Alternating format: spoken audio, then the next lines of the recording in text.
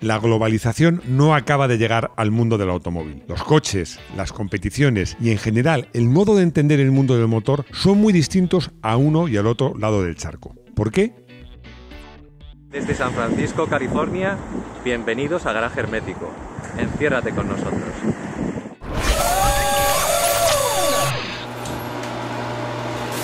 Como en otras ocasiones, este vídeo tiene origen en un podcast donde os preguntaba si os interesaba el tema y me dijisteis que sí, que queréis un vídeo donde tratara este tema un poquito ampliado, un poquito corregido y sobre todo con las imágenes que nos pone Rodrigo.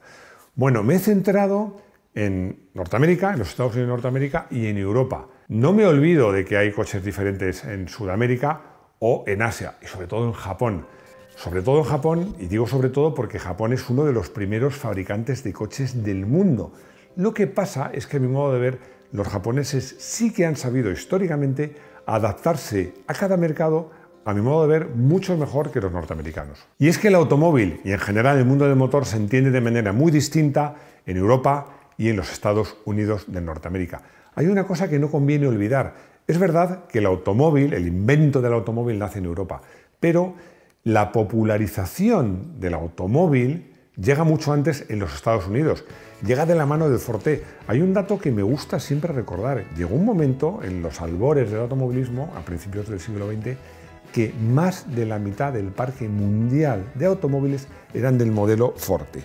Pero en este vídeo vamos a ver las 10 razones por las cuales el mundo del motor y los coches, los propios coches, son tan distintos en Europa que en los Estados Unidos de Norteamérica.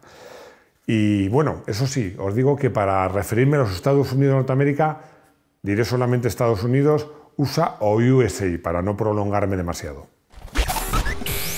Orografía y geografía. USA.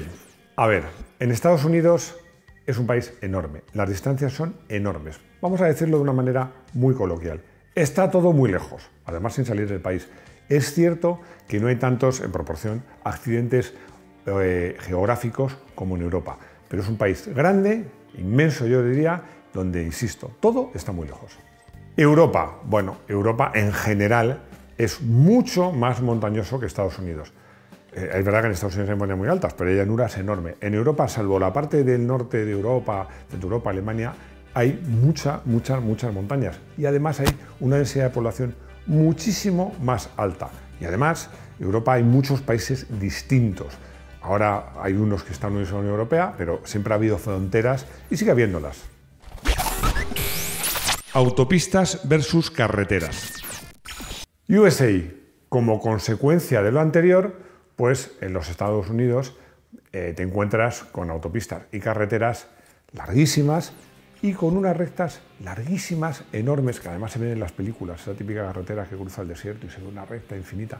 Yo recuerdo uno de los viajes que hice a Estados Unidos, que fui, mi hijo estaba estudiando allí, cogí un coche, alquilé un coche en Nueva York y me fui, me lo he apuntado por aquí, bueno, era un pueblecito del estado de Vermont. Bueno, cogí la autopista y de repente veo curva peligrosa y al rato, curva peligrosa. Bueno, la curva peligrosa era una curva de 15 grados y la anunciaban 25 kilómetros antes. Y es que yo creo que desde que salimos de Nueva York, salimos un poquito de las afueras, hasta que llegamos a donde llegamos, yo creo que habría 2 curvas o 3 como mucho y además pequeñitas. Las carreteras en general y las autopistas sobre todo son, por comparación con Europa, bastante rectas. Europa. Bueno, en esta Europa no tiene nada que ver, porque hay un montón de carreteras llenas de curvas, pero en todas partes.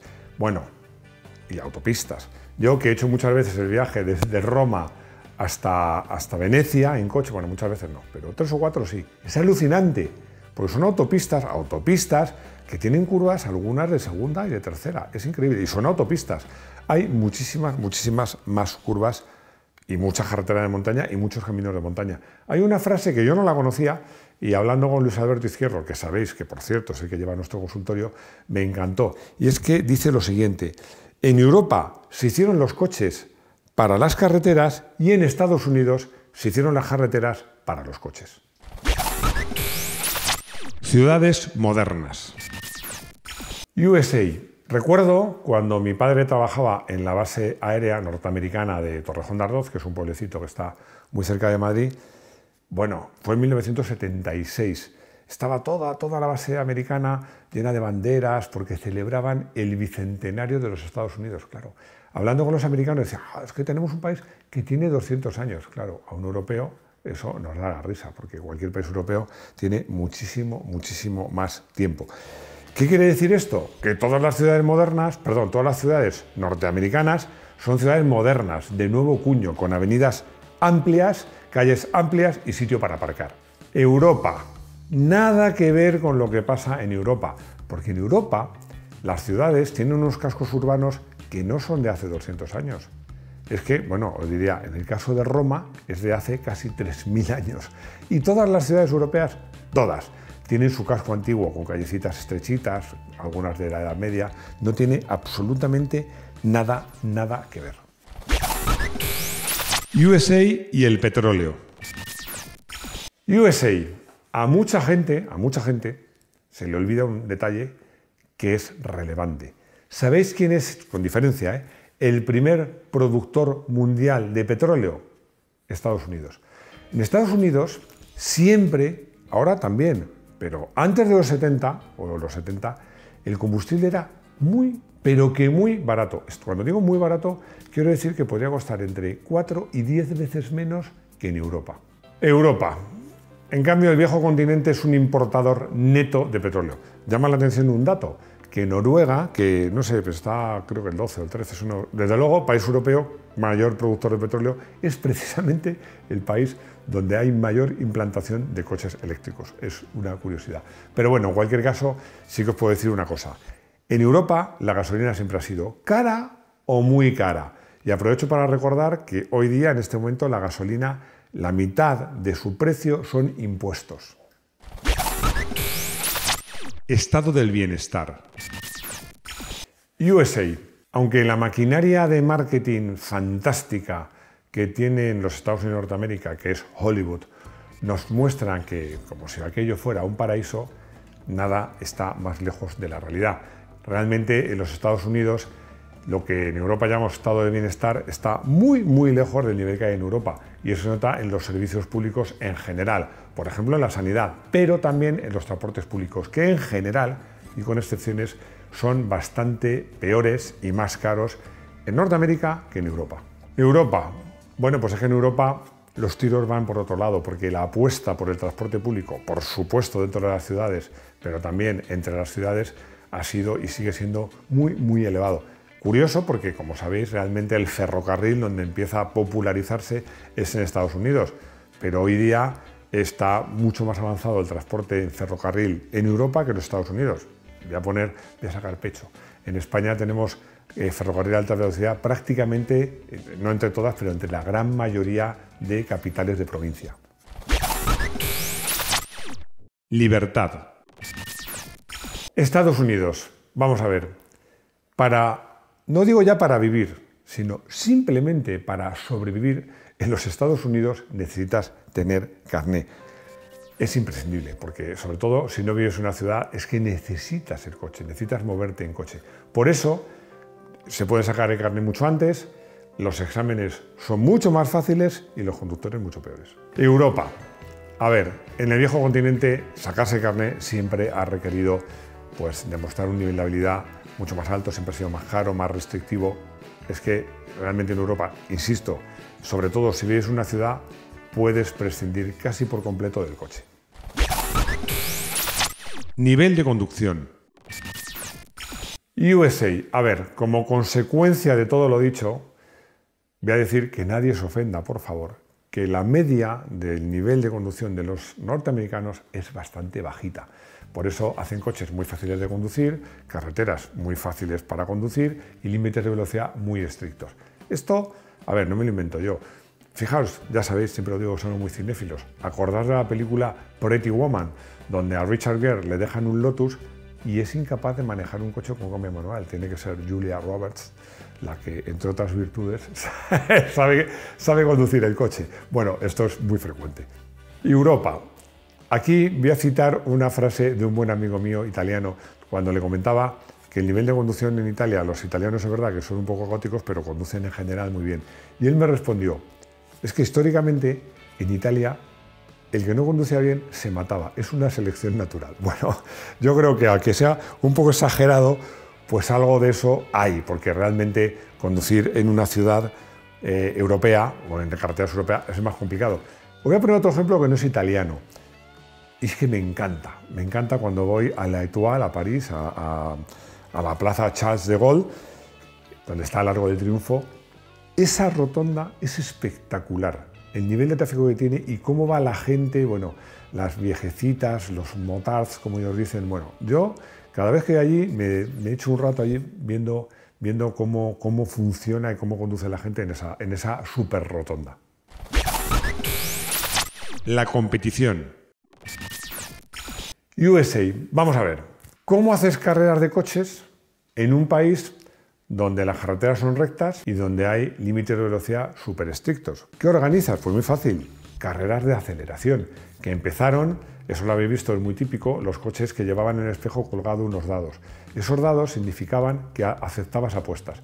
Tú parabas en un semáforo, bajabas la ventanilla y le decías al de al lado, $25 hasta el próximo semáforo. Cuando se ponía verde, bueno, arrancabas a saco, encima con un coche automático, la habilidad del conductor era nula, era acelerar a fondo y tener mucho dinero para preparar su coche. Y luego llegaron los ovales. Los ovales, como dice un amigo mío, son rectas torcidas. O sea, le dé un oval es que puedas ir prácticamente a fondo o casi a fondo. Insisto, es como una recta torcida. Y es que realmente circuitos ruteros en los Estados Unidos de Norteamérica hay poquitos. Europa, nada que ver. Nada que ver. Porque las carreras en Europa empezaron siendo entre ciudades y, como os digo, las carreteras ya de por sí eran bastante retorcidas y con muchas curvas. Y luego se hacían en carreteras de montaña porque eran más difíciles y tenían menos tráfico. Algunas carreteras de montaña, que como no hacen muchos circuitos, entre ellos el Nürburgring, pues se convierten en circuitos. Y otras se dejan abiertas al tráfico, como Le Mans, y se cierran cuando hay carrera o se utilizan para tramos de rally. Nada que ver, de hecho, en Europa prácticamente se puede decir que no existen los ovales. Espectáculo. USA. Lo más importante de las carreras de coches en Estados Unidos es que sean un espectáculo. Como me dijo un amigo mío norteamericano, que sea un espectáculo donde tú lo veas todo y puedas comer hamburguesas mientras lo ves. Eso es la definición de un oval. Que lo ves todo y puedes comer lo que quieras. Y además, los coches van a toda pastilla y como hay muchos safety car, pues se reagrupan cada 2×3. Hay mucho espectáculo. La técnica, tanto de conducción como la tecnología de los coches, pasa a un segundo plano. Europa, vamos a ver. Os voy a dar un dato. Es que al principio en las carreras europeas sencillamente no había espectadores. Aquí en Europa lo importante es la tecnología, la técnica, la sofisticación y el pilotaje. Y el espectáculo pasa a un segundo plano. Bueno, ahora poco a poco lo vamos descubriendo, vamos haciendo que las categorías que nacieron en Europa, ahora son internacionales, como la Fórmula 1, sean más espectáculo. Pero no nos equivoquemos, en Europa siempre ha importado mucho más la técnica, el desafío técnico y el pilotaje que el espectáculo. En consecuencia, USA, llegamos al final de este vídeo. Y es explicar por qué los coches americanos son como son. Por ejemplo, ¿por qué son tan grandes? Porque pueden serlo. Porque no hace falta hacer un coche muy pequeño, porque normalmente los usar en zonas que no son urbanas, vas a tener aparcamiento e incluso en zonas urbanas también tienes sitio para aparcar. Entonces, mejor que sean grandes para ser confortables, porque además vas a recorrer distancias largas. También son automáticos porque para que los pueda conducir cualquiera, con suspensiones muy blanditas, porque como que siempre vas a ir en recta, primas el confort sobre cualquier otra cosa.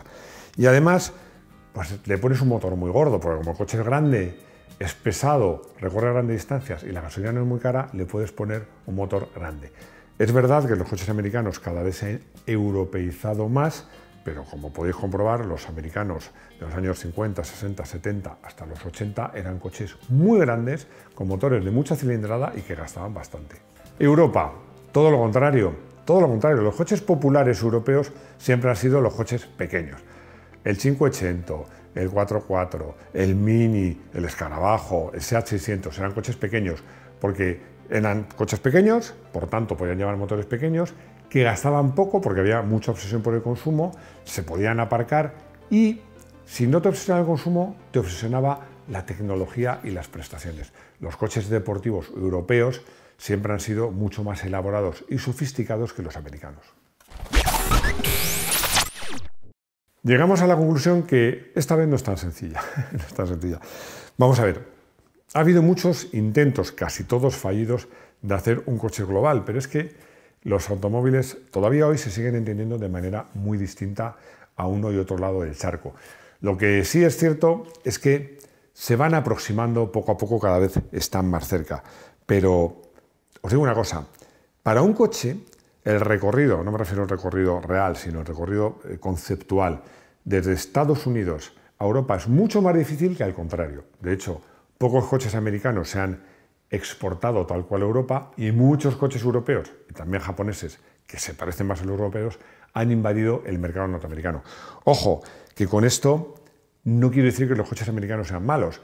Quizás son menos refinados, pero hay coches que son bastante chulos y que a mí me gustan. Pero os pongo siempre un ejemplo. Cuando tienes que hacer un coche que sea fácil de conducir, te limitas mucho. Os recuerdo, que lo he comentado en varios vídeos, por ejemplo, en la historia del 911, parte del mito del 911 no era solo por su nivel de prestaciones, sino porque era un coche difícil de conducir. Quien llevaba un 911 no solo era un tío rico, era un tío hábil. Por si alguno piensa que no me gustan los coches americanos, y no me gusta ninguno, os diré que hay muchos coches americanos que me gustan. Y por eso he elegido como el coche del día un coche americano que alguno me llamaréis hortera, pues me da igual, pero que a mí me encanta, que es el Pontiac, como dicen, ellos dicen Pontiac, no sé por qué, Pontiac Firebird Transam SD 455, un coche que se fabricó entre el 71 y el 73, es decir, justo antes de la crisis del petróleo, que hizo mucho daño a la industria americana y sobre todo a los muscle cars, a estos coches súper potentes. Tenía un motor de casi 8 litros, de 300 caballos y un par de 55 Nm a solo 3.000 revoluciones. Era todo un tractor. Bueno, además, el coche a mí me parece precioso. El frontal me parece precioso. Ese águila pintado en el capó, insisto, me dirige una hortera, pero me mola un montón. Y la silueta es espectacular. Bueno, ya os digo que a mí no me importaría nada, es más, me encantaría tener este coche en mi garaje hermético. En el consultorio Armando me pregunta si es una buena inversión un coche americano de los 70. A ver, eres muy generalista, un coche americano de los 70. Los coches americanos, lo que te aconsejo es que si vas a comprar uno de colección, salvo una oportunidad, lo compres allí. Allí se cuida mucho a los coches y a los coches clásicos. Hay mucha gente experta en su restauración y hay mucho recambio. Yo creo que, sobre todo si compras un coche que tenga un cierto encanto, me parece una muy buena inversión comprarlo allí y traerlo a Europa. Andrés me hace una pregunta con mala fe. Andrés tiene mala fe. Dices que me moje y que diga si prefiero los deportivos americanos europeos. Vamos a ver. Hay deportivos americanos que me encantan. Ya he hablado del Pontiac, bueno, el Corvette, el Camaro me gusta especialmente. Los Ford Mustang, sobre todo los gordos, pero te digo una cosa, mira, te voy a decir unos nombres. Alpine, de Tomaso, Ferrari, Lamborghini, Lotus. Sigo.